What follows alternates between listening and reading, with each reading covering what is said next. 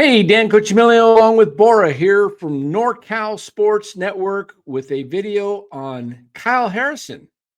And should the San Francisco Giants consider trading him? Before we get going into this, let us thank our sponsor, Chapman Law Group. Give Chapman Law Group a call. You could check them out in the description of this video. And as always, if everyone would give a like to this video, subscribe to the channel if you haven't done so already, we really do appreciate that. Thanks so much. All right, Bora, Kyle Harrison, he's the topic today. What do you think?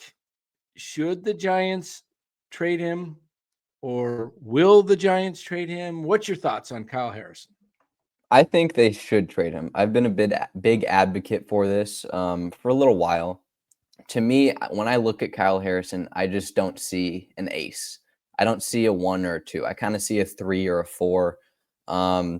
He's been in the Giants farm system for quite a while. He's now come up, and when he came up, we were promised this guy who had elite stuff. He had this elite fastball. He had this elite curveball and changeup and everything, and I just haven't seen that yet. His fastball, we were told, was one of the best fastballs in all the minor leagues. When I watch him, it's like 90 to 91 to 92, kind of tops out at 95. I just haven't been impressed with his stuff at all, really. He was the #1 left-handed pitching prospect in all of baseball, I think, last year. I just don't see it. I'm looking at his stats from last year. He was 7-7 with a 4.56 ERA. He threw 124 innings. He struck out 118 guys. He allowed 125 hits, and he walked 42. He's a little wild. He's pretty wild, actually. And that fastball just doesn't have that life to it that I think we all expected.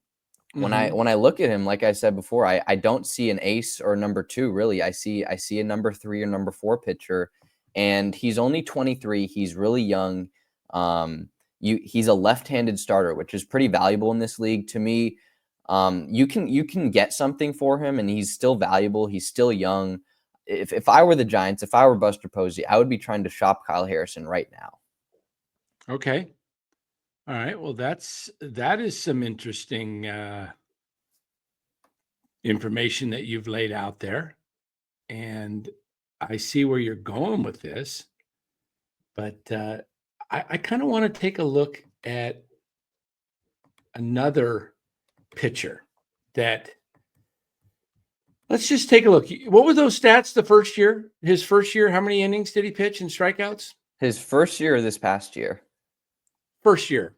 First year. All right. His first year, 2023, he was 1-1 with a 4.15 ERA. He started 7 games. He threw 34 innings, and he struck out 35 guys. Wow. Interesting. Take a look at this pitcher right here. And tell me, what do you see there? Oops, trying to hide that there. So take a look at this first year.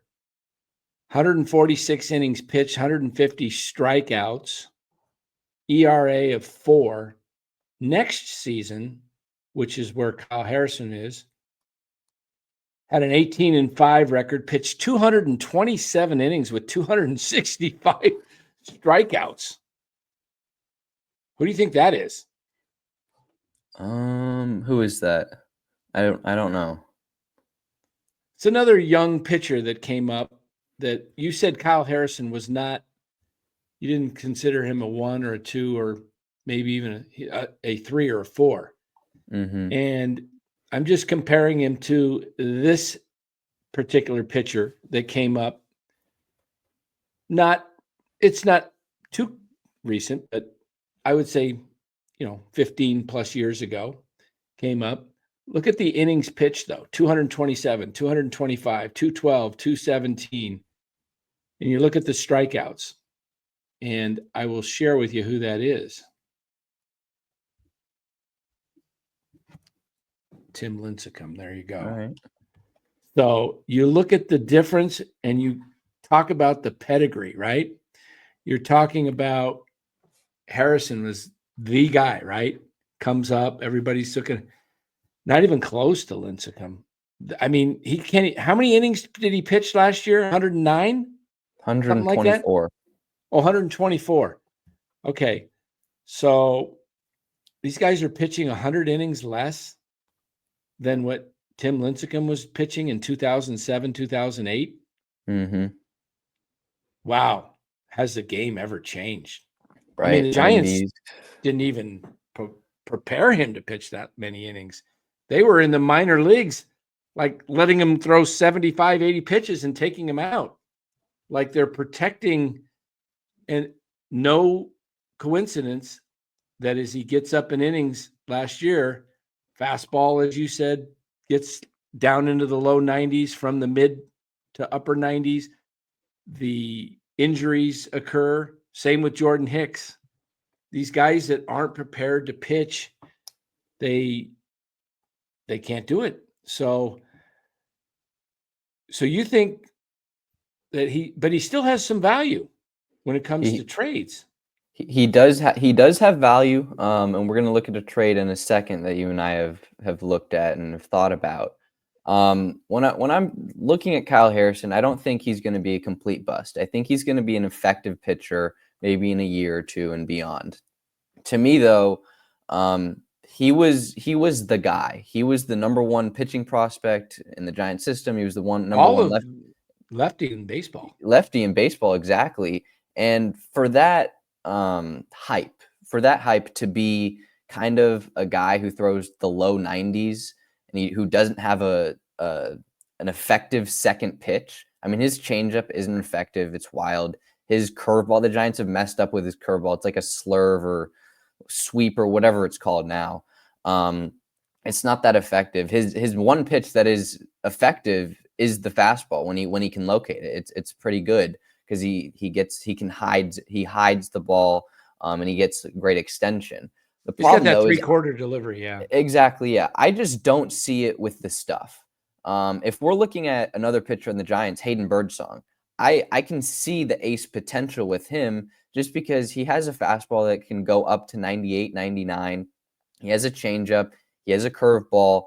He has these pitches to counter the fastball, and all those pitchers they have good stuff. He has good stuff, and he has the makeup of a true ace. And to me, I just don't see Kyle Harrison as that guy who's going to be the ace, the workhorse. And I know you brought up injuries. He had that ankle injury last year. And I think after that ankle injury, he was really kind of ineffective. The velocity really tanked. So I'm sure that ankle injury had something to do with the velocity. But even before that, he was like 92, 93. He was kind of maxed out at 94. And that, not to say that isn't valuable to a team. I still think he's valuable to a team. It's just if I'm the Giants and I'm wanting him to be an ace, I don't know if he's going to be that ace. So I would take advantage of his value right now. He's young. Yeah, he has take value. advantage of his value. What do we say here at NorCal Sports Network? What's the Buy saying? low, sell high. Yep. Buy low, sell high. And yep, we didn't say buy low and sell high. We said buy low. Los and I like to talk about being that we both, for financial purposes in our regular day jobs, we both work with money and help people grow their money. In my case, and in Los's case, helps them save money. So yeah, we buy low, sell high. And this is something that organizations, Bora, I don't understand it. They wait on guys, and then all of a sudden their value drops. We saw it happen with Joey Bart.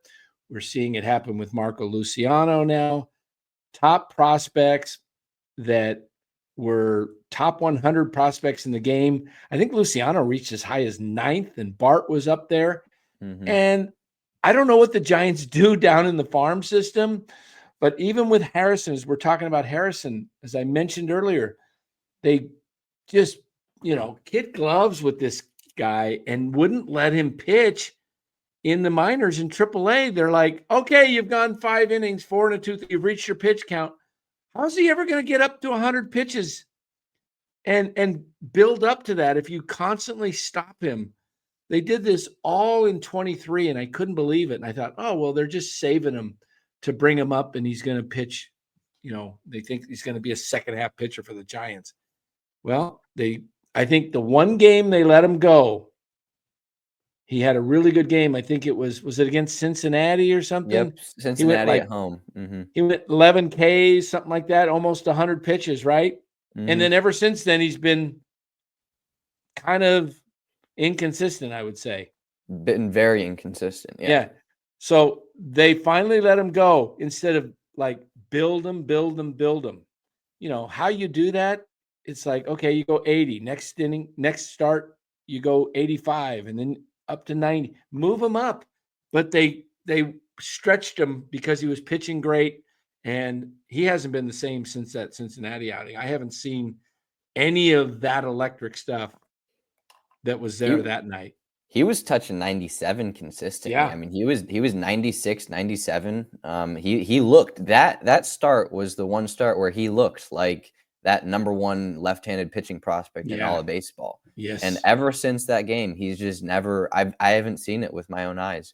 I mean, maybe we're wrong. Maybe I'm wrong, and he just comes out this upcoming season, and he's this lights out electric pitcher. He could be. He could be. But adjustments. He has the potential. He has the pedigree to do it. So let's see if Kyle turns it around. That would be amazing.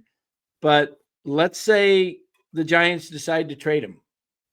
What are we going to do with that? So your thought was send him where? Send him to Toronto, north of the border to Canada. And what do you want back for him if you send him to Toronto? I'm looking for a Vladimir Guerrero Jr. Okay. Anybody else? Maybe a Kevin Gausman. Toronto might be looking to get Kevin Gausman's contract off the books. He's familiar with the Giants ballpark.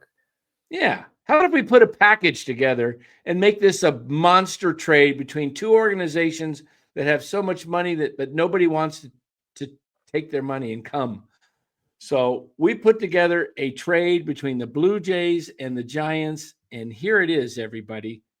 Kyle Harrison, the headliner for the Giants, and they get back 3 players, Guerrero and Bichette, both on their last year. So you see their surplus value is 21.2. The only reason Vladdy's is because he's a free agent. If he was signed, let's say Vladdy was signed for 3 or 4 more years, he'd have a surplus of probably 100 or more. Yeah. But they base this on your contract status and your ability. So we look at a Yaz thrown in here at the bottom. He has basically no value, just pretty much flat, 0.9. Some of these are negative on some of these guys. So we look at Harrison, who has a 31.8. Tyler Fitzgerald, because, the Blue Jays are if they're going to give up Guerrero and Bichette and Gausman, they're going to want Young in return. So you got the pitcher. You're basically got Harrison for Gausman.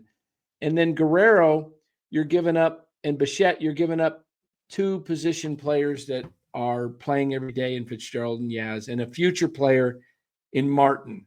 Now, you could throw somebody else in there. This is just something we just threw together. But the value for the Giants are getting is just under 35, and the Blue Jays are getting 63.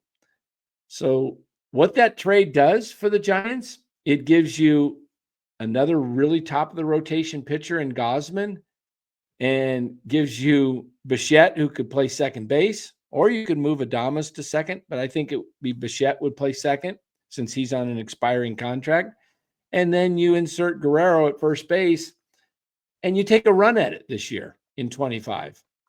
And I think with those 3 players, I don't know if the Blue Jays would do this, but I don't know how much the Blue Jays would get, where else they're going to get, I mean, you're getting a young pitcher who has, like you said, Bora, a lot of value still because of his age and his pedigree. And he does have potential. It's not like he doesn't have any potential. He has potential. Guerrero, if I were the Blue Jays, I think it would be pretty smart to trade Guerrero earlier rather than later, because if you trade him at the trade deadline, he's just a rental, so you're not going to be getting as much for him.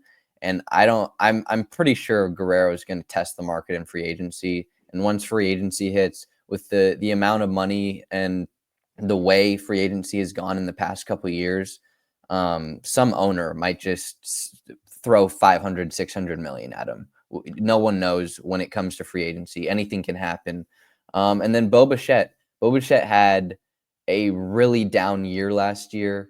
I don't know his exact stats, but I know he had a down year. Before that, though, he'd been a pretty consistent around 300 pitcher or 300 batting average hitter. So I mean that's kind of what the Giants need. They need someone who hits for contact, who doesn't strike out so much, and can put the bat on the ball. And that's kind of what Bo Bichette is. Yeah, and if I wanted to add to this trade, I just increased it right there, Bora. I just threw in Grant McCray as well. Make it 71. It doubles in value. And I would do that if the hang up was, hey, look, we want one more young player. Give him, I'd go McCray. I'd even go another pitcher as long as his name wasn't Wisenhunt, Roop, or Birdsong. I would give go him Mason Black. Mason Black. If they wanted more pitching, I think the Giants should do a trade like this. I think what makes sense, what you're losing Harrison and a potential in Fitzgerald, but you get Bichette that replaces him. You still have Casey Schmidt that could back up if Bichette goes ahead and leaves. I think the Giants need to go with the experience, go with Guerrero, Bichette. How would that be for an infield? Guerrero and Bichette, Adames and Chapman. And then that might be the best. That might be the best infield in all of baseball. Then your rotation is Webb and Gosman back together like in 21. And then you have Birdsong and Robbie Ray. And I guess Hicks, I'd move Hicks to the bullpen. I'd find another deal. Maybe I don't know. There's other ways you can go about it. But that trade, I mean, you're getting potential. You're getting a lot of potential in Toronto in Harrison and Fitzgerald. And don't forget Walker Martin, tons of potential. Number 2 draft pick, was a big high school player. And Grant McCray, speed, and Yaz, a veteran. They cut way back on their salaries. Grant McCray has 4 out of the 5 tools to be a 5-tool player. He has speed. He can hit for power. He has a great glove. He has a great arm. The one thing he can't do is make contact consistently. If he can supplement some of his power for less strikeouts and more contact, I think he could be a pretty good player. Okay. There you go. There's the trade, everybody. Trade idea. San Francisco Giants go out and get the big sticks. Vladdy Guerrero, Bo Bichette, and Kevin Gosman for some everyday players in Tyler Fitzgerald and Mike Yastrzemski, who could fill in there. And then you get the young Kyle Harrison. You get Grant McCray, excellent potential there. And who was our Walker Martin? Walker Martin. Hey, Giants are taking all the risks. They're really only getting one player that has control beyond next year, and that's Gosman. Gosman's got 2 years left on the contract. I think it's a good trade for both teams. Both teams could use it. All right, everybody, tell us what you think of this trade. Comment below, and as you comment, just tell us if you think we're crazy or if you got a better idea. Let us know. There's no hard feelings. We throw out content, and we like to hear what you have to say on it. We'll try to respond as much as possible, and we appreciate you watching this video. Catch us on the next video and on our lives, everybody. Take care. Thanks for watching NorCal Sports Network.